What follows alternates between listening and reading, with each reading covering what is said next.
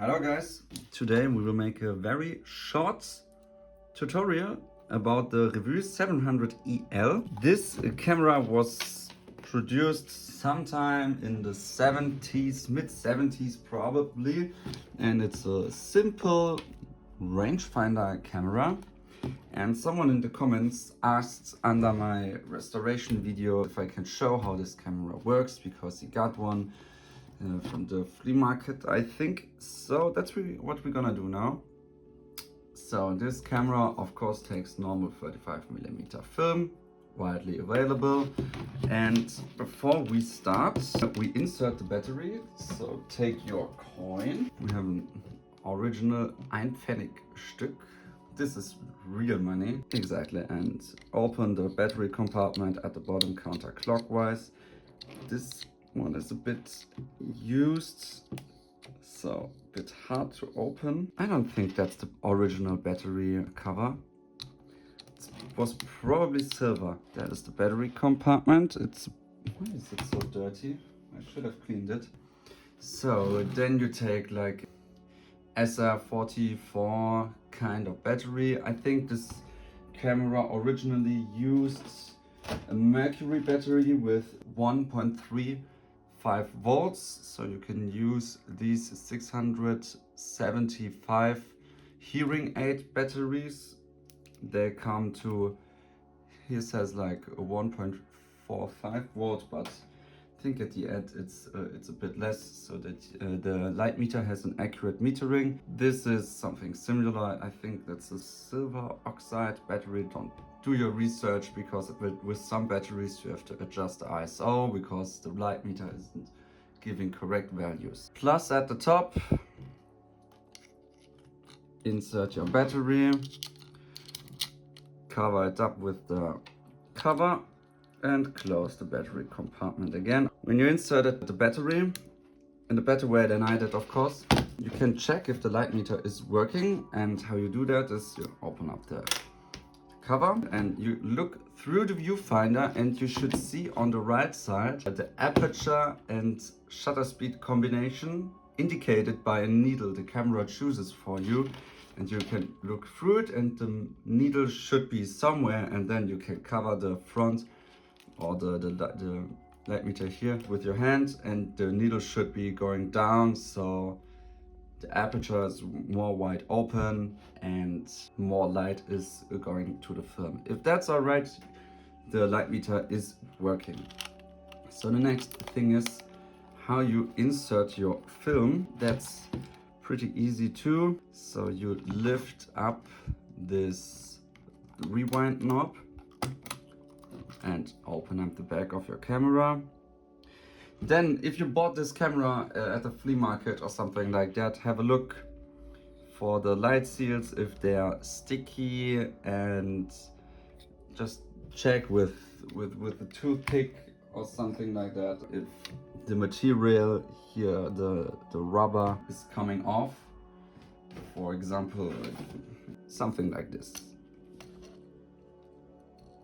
If it's like this, not good, because then the old light seal foam goes onto your film, it sticks and could ruin your pictures. And of course the material is that light doesn't come through the casing onto your film, because of course there's material on the film is light sensitive and it ruins your picture. So to insert your film, lift this thing up here, the rewind knob, insert the film into the chamber, look that it's nice bedded in there, and then take the film tip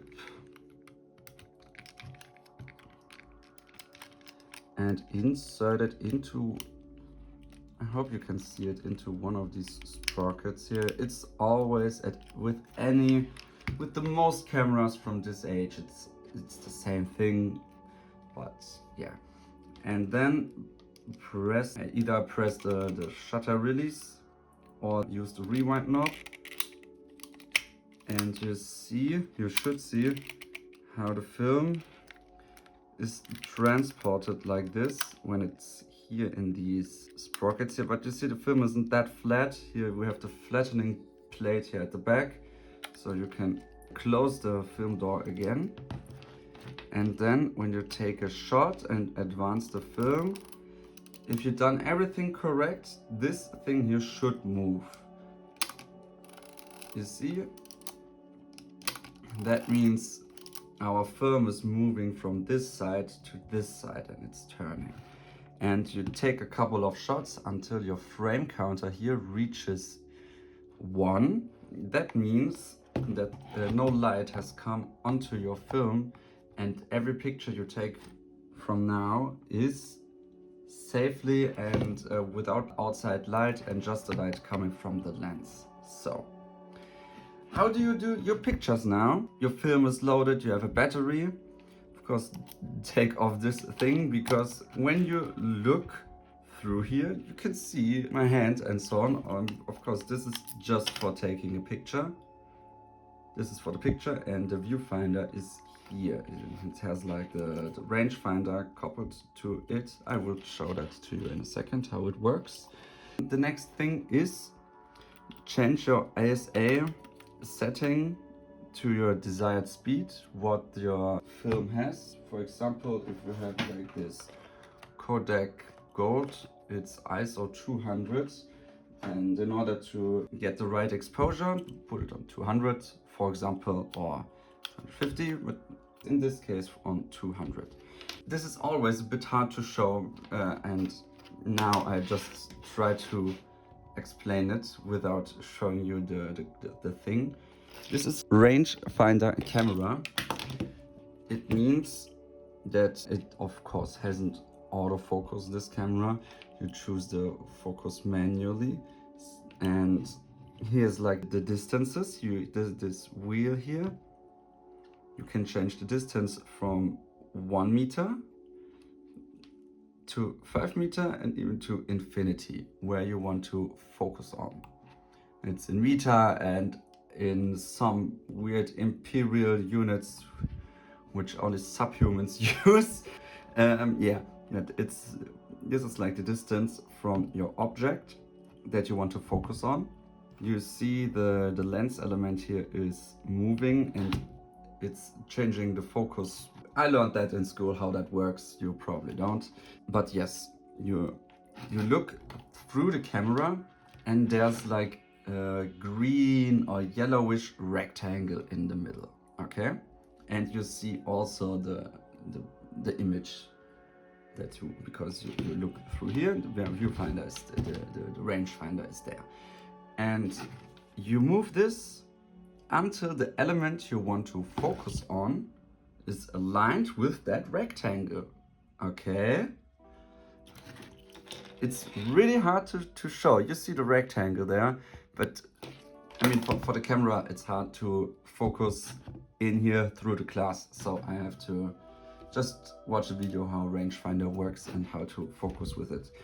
So, but you can just, okay, my element or the person I want to take a picture of is like 4 meters away. So I can put this on here between 3 and 5 meters. That's also possible, not that accurate, but with the rectangle, when you try it, you see it, how it works, and it's not that hard, okay?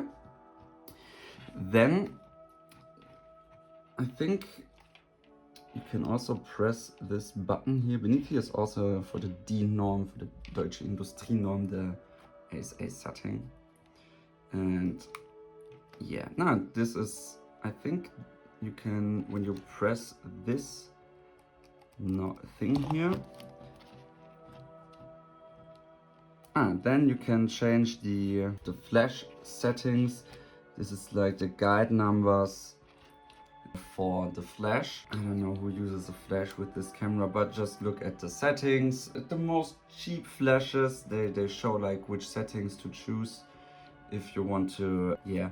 But with this camera it's a bit hard because you can't choose the times yourself. So, but yeah, here can you go onto B for bulb probably. No, it's not bulb. No, it's, you have to align with this view probably. No, yes, no, this is bulb, like bulb means the aperture, like the lens is open as long as you press the shutter release. This is A, that's probably for auto mode. And then you have like the guide numbers here aligned with that flash button here. So you can choose like the in meters, I think, or something like that. I don't use that often, and I like when you do a picture with these cameras with flash and it's not like that accurate, it's a bit overexposed most of the times. I think that it looks cool too. This camera has a self-timer, so advance your film, press this thing here downside and press the shutter release, and it should be about 10 seconds.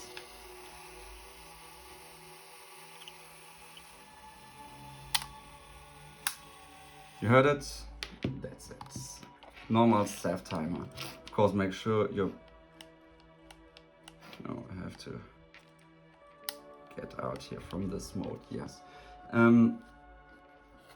So, yeah, that's it for the most part. What else? We have a tripod mount, we have a PC sync connection, and I think that's it. You have a filter thread for 46mm. You can attach filters to it. We have a 38mm f2.7 lens. I think this is an alright camera to use. Probably doesn't make the best pictures, but for traveling, I would take this for traveling. I also will, probably. And the last thing is how to rewind your film. So take your pictures, as much pictures you want, until you feel some tension and you can't advance the film furthermore. Should be there in a second. I think this is the last picture. No, it isn't. No, it isn't. No, it isn't. No, it isn't. No, it isn't.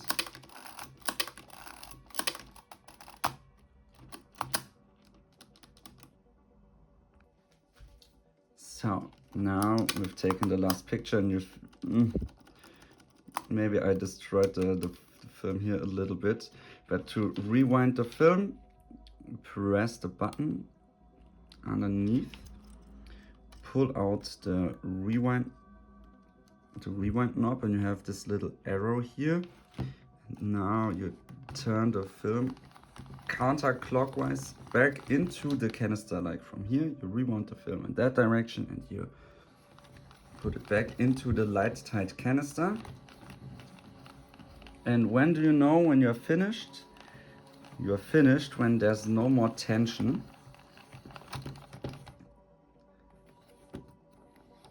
You really feel it when you've done it a couple of times. This is not perfectly aligned, so yes. Now you can open up the back of the camera, and now you see the film is here inside again.